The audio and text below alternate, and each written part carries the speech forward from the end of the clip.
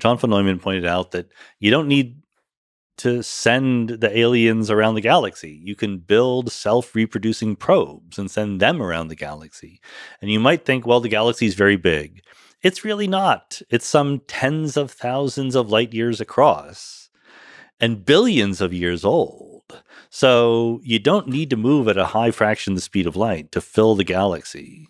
So if you were an intelligent alien civilization, the dictator of one, you would just send out a lot of probes, self-replicating probes. 100%. And just spread out. Yes. And what you should do, so if you want the optimistic spin, here's the optimistic spin. People looking for intelligent life elsewhere often tune in with their radio telescopes, right? At least we did before Arecibo was decommissioned.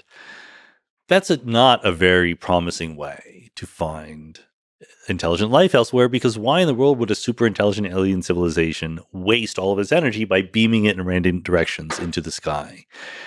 For one thing, it just passes you by, right? So if we're here on Earth, we've only been listening to radio waves for a couple hundred years, okay?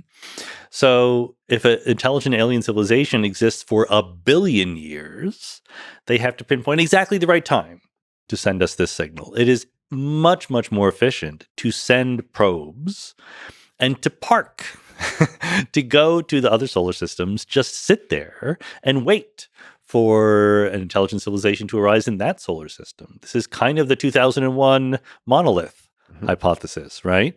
I would be less surprised to find a sort of quiescent alien artifact in our solar system than I would to catch a radio signal from an intelligent civilization. So you're a sucker for in-person conversations versus remote.